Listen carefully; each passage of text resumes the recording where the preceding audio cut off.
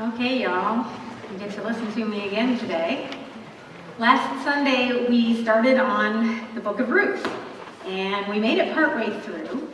So we're going to try to finish the rest of the book today, see what we can do. So just to kind of recall where we were at, in the story at the beginning, we're introduced to a woman named Naomi, her husband Elimelech, and they've got two sons, Mahlon and Chilion. Now they're from Bethlehem, but there's a famine there. So they relocate to a neighboring country called Moab. And while they're there, tragedy strikes, and Elimelech dies. Mahlon and Chilion, the sons, end up marrying Moabite women, one named Orpah and the other named Ruth. And so they're living there, and then another tragedy happens, and both Mahlon and Chilion die. So the three women, Naomi, Ruth, and Orpah, are left as widows. And this is a bad situation. And Naomi decides it's time to go back to Bethlehem. So she sets out on the way, and her daughters-in-law go with her. But as they're going along, she tries to convince them to go back home, because there's really no future for them in Bethlehem. They're foreigners, they're outsiders, they're widows. Nothing good for them in Bethlehem. And she's able to convince Orpah to go back home. But Ruth says, no, I'm going to stay with you. Oops, I'm going the wrong way. Maybe I need to keep going here. There we go. Okay, so Ruth says, I'm staying with you. Your people will be my people, your God, my God, and nothing but death is going to separate us. So these two women travel on to Bethlehem, and they get there, and, causes quite a stir. Nobody's seen Naomi for probably 10 years, and who's this woman that she brought with her? And they're starting to get settled back into things in Bethlehem, but it's a difficult situation. And Ruth says, well, it's the beginning of harvest. I'm going to go out and glean in the fields. And what this is there's a provision in the laws of Moses that when you're harvesting your crops, you're supposed to leave the edges and the corners and any grain that you miss as you're going through harvesting, you leave that for the poor to gather it. So that's what Ruth goes out to do. She's gathering this grain, and she just so happens to be in the field of a man named Boaz. Now, Boaz, when he hears about her, he's heard, about what she's done for her mother-in-law. He's very kind toward her. He welcomes her. He instructs his workers to drop some extra grain for Ruth to pick up.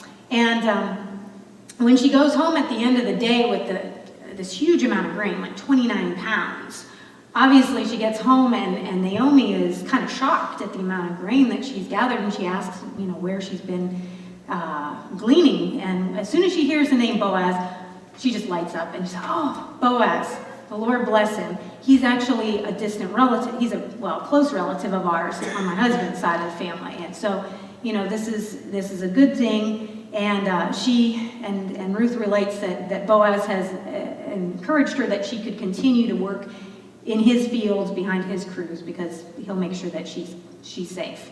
And they agree that this would be a good plan. So that's kind of where we left off with the story. So here are kind of, again, to remind us kind of our four guiding principles about four things to know and keep in mind as we're thinking about this story. And the first one is, of course, that God is the hero of the story. There's a lot of these characters that do some pretty, I think, heroic things, but ultimately, God's the hero of this story, and we'll continue to see how that unfolds. Secondly, this story illustrates very well that God's design is for men and women to serve God together, that each one is vital. People are made in the image of God. We bear the image of God, so we're intended to know God, to become more like God, and to represent God in our interactions with each other. And so now I get to quiz you guys a little bit. So what have you seen so far in terms of how any of these characters, how do they maybe represent God's character, display God's character? Any thoughts? How about Boaz? Do you think his, I got someone there. By leaving extra grain for Ruth to pick up. Yeah. He's working, so she would be hungry, because he knew that she would related to it. Mm-hmm. So he was helping out that family. Yeah, exactly. He shows concern for the poor. He shows compassion. He's generous. He's welcoming. Any other characters doing something you say, that's the kind of thing God would do? How about Ruth? Anything you see in Ruth that kind of reflects that too?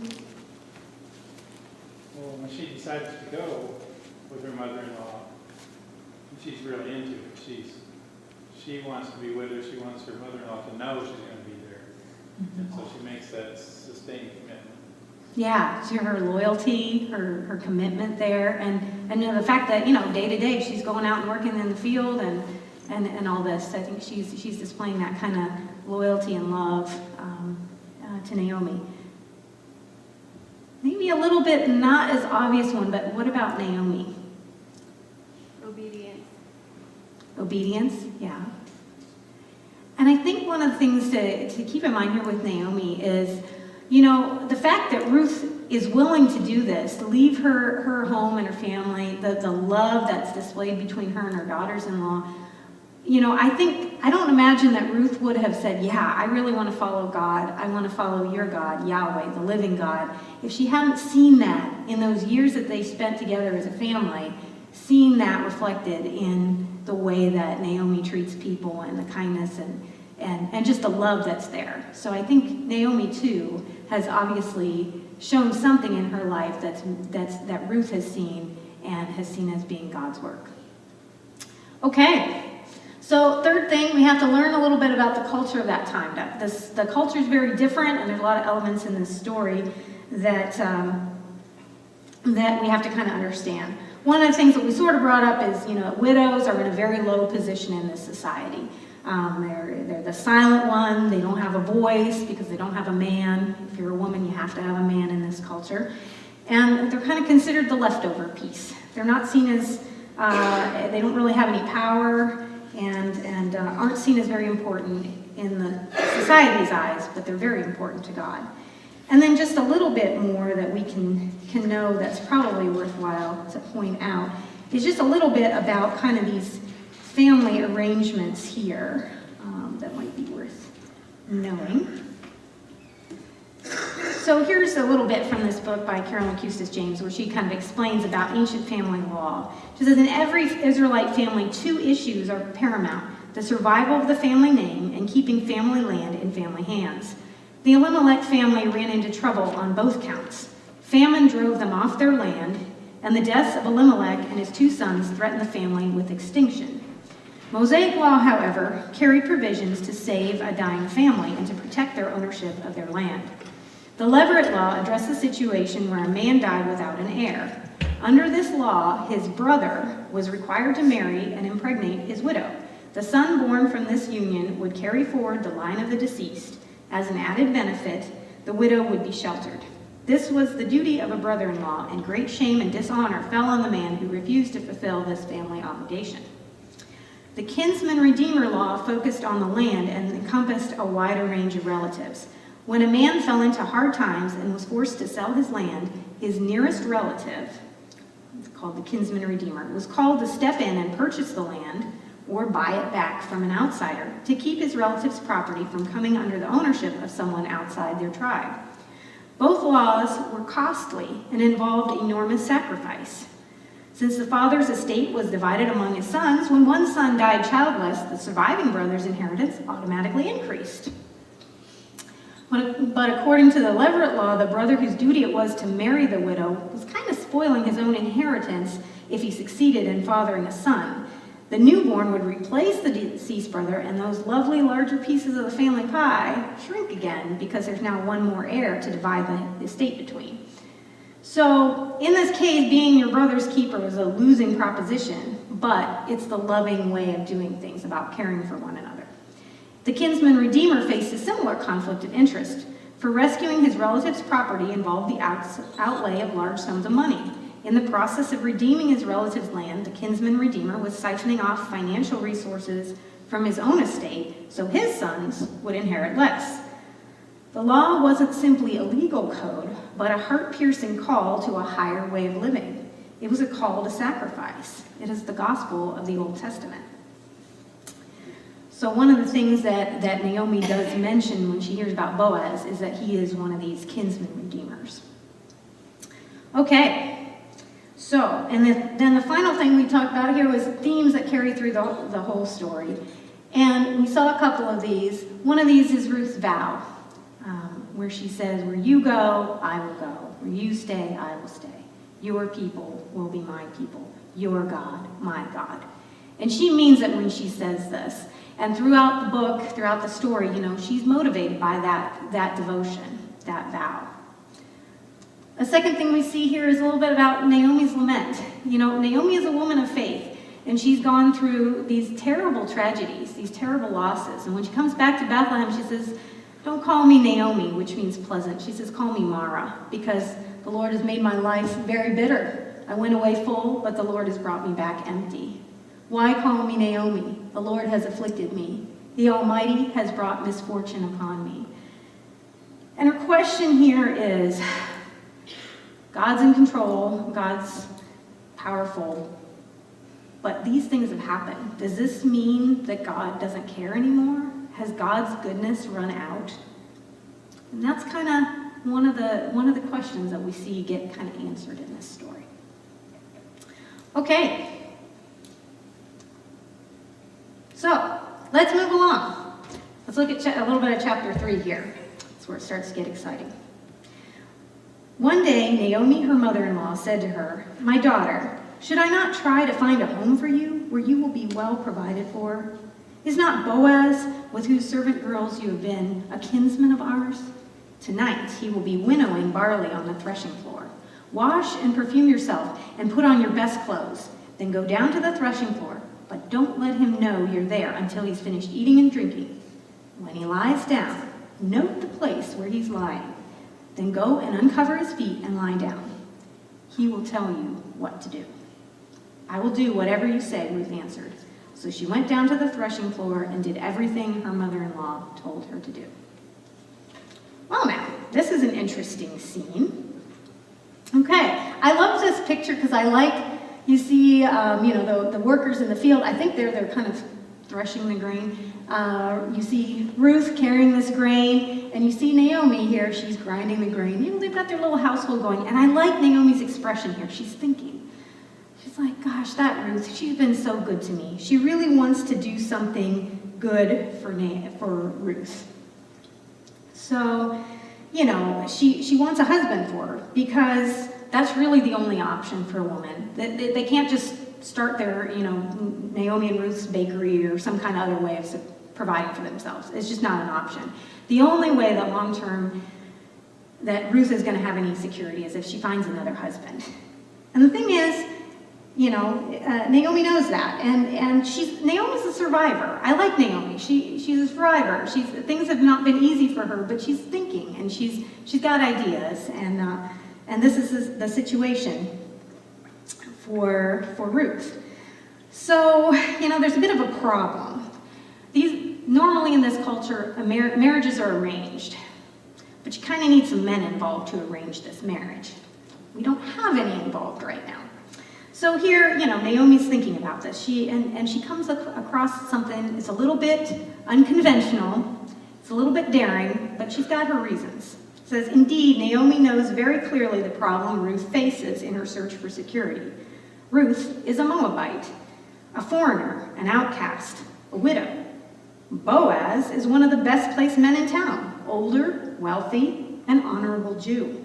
The social complications are obvious. There's a racial problem here. There's an age question here. There's a religious question here.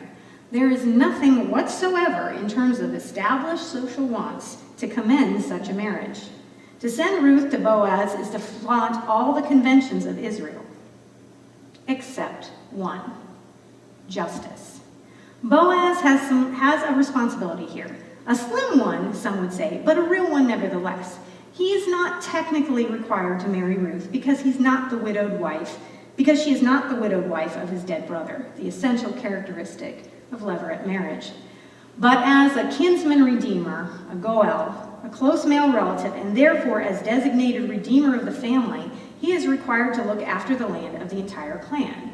He has a moral responsibility to the family at large. and Naomi intends to press it, not for her sake, but for Ruth's. So the threshing floor, this is a place probably a little bit outside of town. They're processing the grain that they've harvested. They're beating it to get the husks off of it. It's really time consuming compared to our mechanical ways of doing it. But and then they toss it up in the air and let the breeze blow off the husks. And, this is kind of it's a place the men are out there. And it's the end of the harvest. They're celebrating. It's a good thing. And a lot of times they'll spend the night out there because they kind of got to guard the grain, make sure nobody steals it. So this is kind of what's going on here. And, Naomi tells Ruth, okay, this is how we're going to do this. And she has her get all dressed nicely and everything to go there and kind of sneak up to Boaz. And some scholars would say Ruth is probably dressed as a bride.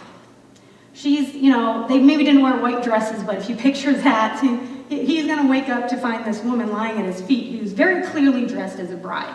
There's some really clear nonverbal instructions going on here. And this is what she's doing. Naomi's taking a big risk, but she's trusting that Boaz is a man of good character and that he's going to understand why she's pushing this issue, and he's going to do the right thing and marry Ruth. And probably what I read was that in this kind of a situation, really there's not a big formal ceremony that would need to take place in order for these two to get married. So if Boaz agrees to take Ruth as his wife, it's a done deal. They can be considered husband and wife right then. This is so Naomi's kind of counting on that. She's coming back to her as a married woman. Okay. So let's see what happens next. I do want to mention one other thing. They talk about how this is an unusual marriage arrangement. One other thing that was brought up to me by the women in Sierra Leone, one of the questions they had, they're like, is Boaz married? Oh, I never really thought about that. I just assumed he wasn't. But the text doesn't really tell us. But we can probably infer that he was. Maybe he was widowed. That's possible.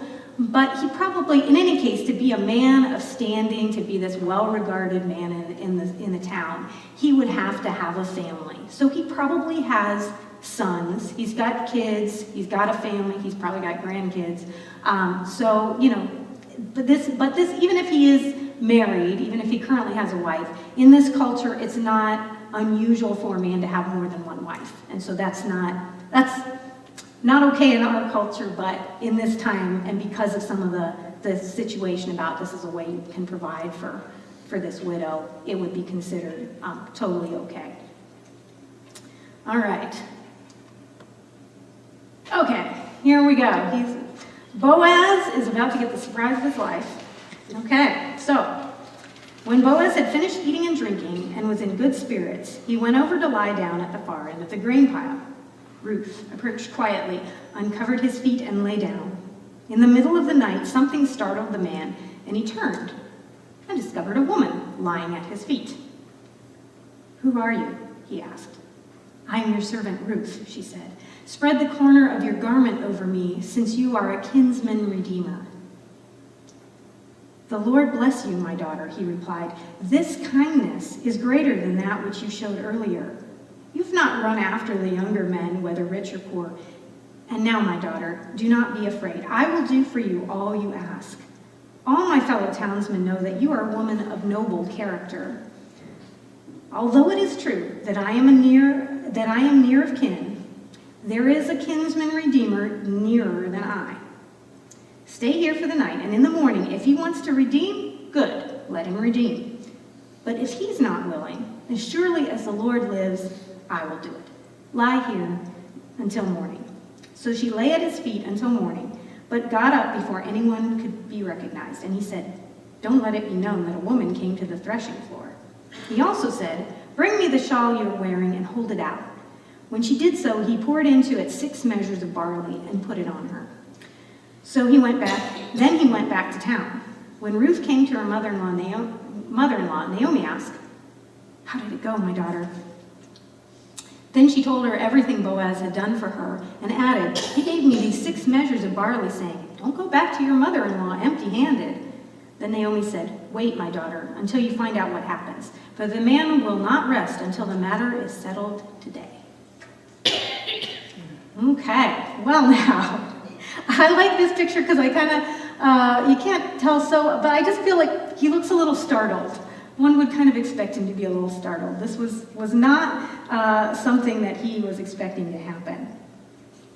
Now, one thing that was pointed out in one of the books I read is that Ruth kind of goes a little bit off script here. Naomi told her to go and just do this, wait till he wakes up and he'll tell you what to do, kind of thing. And very much, some of these scholars think, she is only really concerned, Naomi's only really concerned with finding a husband for Ruth.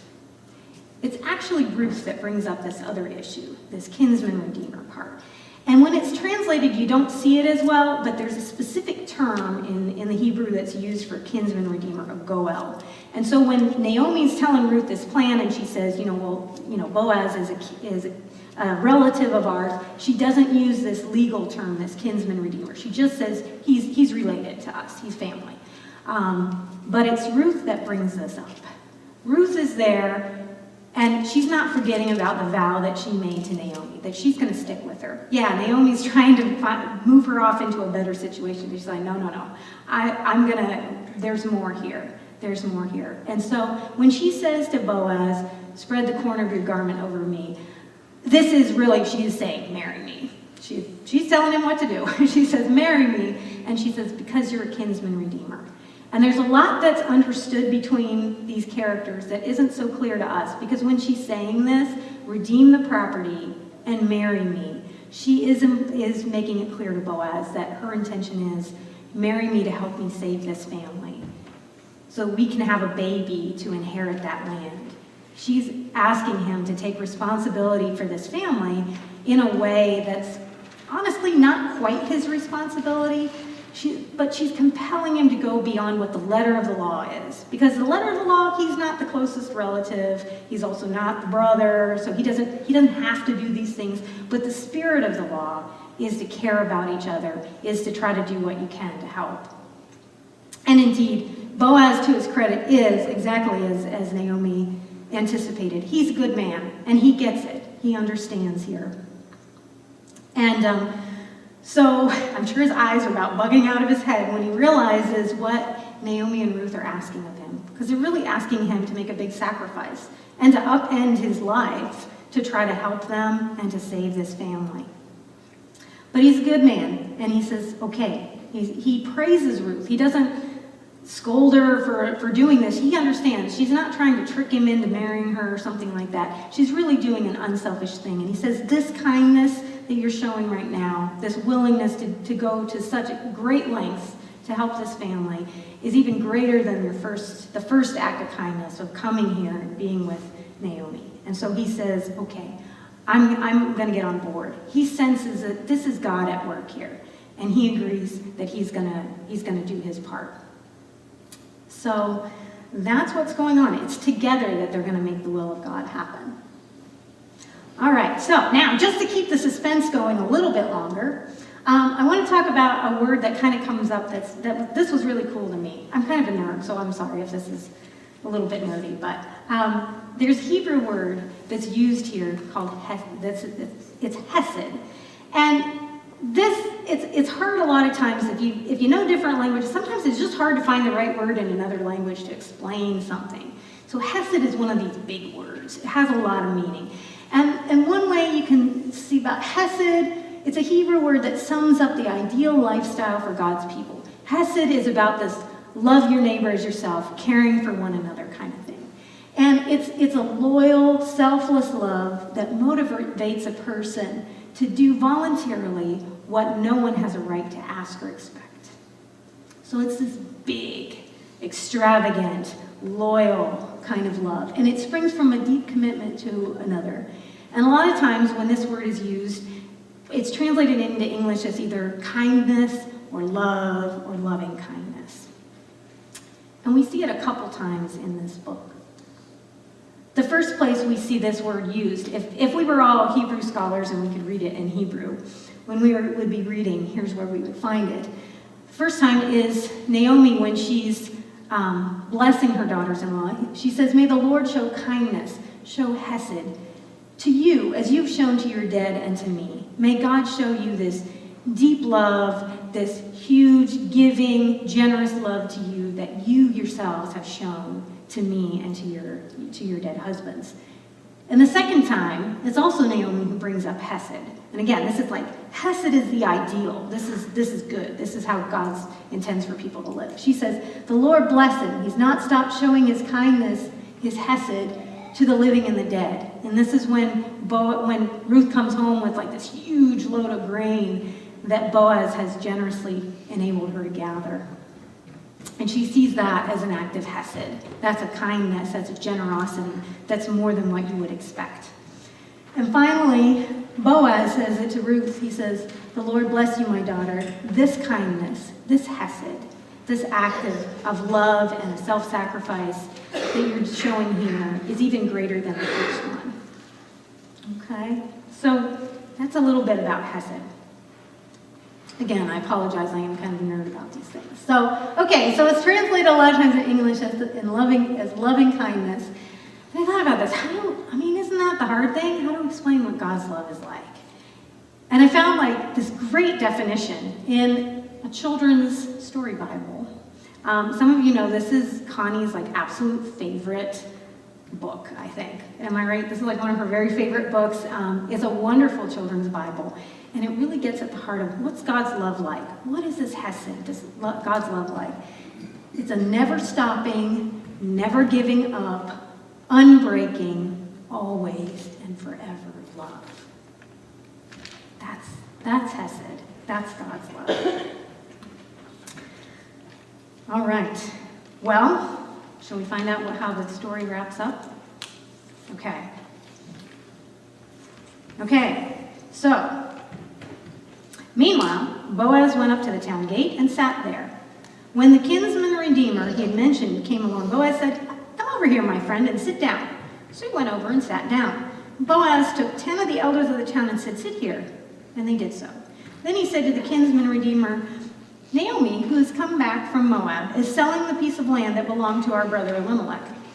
I thought I should bring the matter to your attention and suggest you buy it in the presence of these seated here and in the presence of the elders of my people. If you will redeem it, do so. But if you will not, tell me, so that I will know. For no one has a right to do it except you, and I am next in line." "I will redeem it," he said. "This looks like a pretty good situation." Like, oh, okay, he could just acquire this piece of property. Chances are it's just kind of been abandoned while they were gone. Okay, this sounds good to this guy. Then Boaz said, "On the day you buy the land from Naomi and from Ruth the Moabitess, you acquire the dead man's widow in order to maintain the name of the dead with his property." So now Boaz is pushing this issue a little bit too. He throws in there, okay, if you want to redeem the land, you have to care about the women that are left behind. This guy doesn't seem to have shown any regard for that previously. So Boaz is pushing this issue. He says, no, you can't just redeem the land. You have to care about the women involved. Okay, so now that kind of changes the calculation for this guy, and he says, "At this, the kinsman redeemer said, then I cannot redeem it, because I might endanger my own estate. You redeem it yourself. I cannot do it." It's an understandable thing. He's got his own family to think about. But this is where this is hesed going on right now. This is people being generous, doing more than what you would expect. And so then the narrator kind of explains that in the earlier times in Israel, for the redemption and transfer of property to become final, one party took off his sandal and gave it to the other. Okay. This was a method of legalizing transactions in Israel. And so to symbolize it, that this was a transaction, it says, "So the kinsman redeemer said to Boaz, 'Buy it yourself.' And he removed his sandal. Then Boaz announced to the elders and all the people, 'Today you are witnesses that I have bought from Naomi all the property of Elimelech, Kilian, and Mahlon. I have also acquired Ruth the Moabitess, Mahlon's widow, as my wife, in order to maintain the name of the dead with his property, so that his name will not disappear from among his family or from the town records. Today you are witnesses. And therefore I have hope. Because of the Lord's great love, the Lord's hesed, this big love. Because of the Lord's great love, we are not consumed. His compassions never fail. They are new every morning. Great is your faithfulness. I'm going to invite the musicians to come on up. I requested that we do the song, Holy is Your Name, because I think this story is a great reminder about that, about God is loving to all generations, everlasting mercy to the people he's chosen.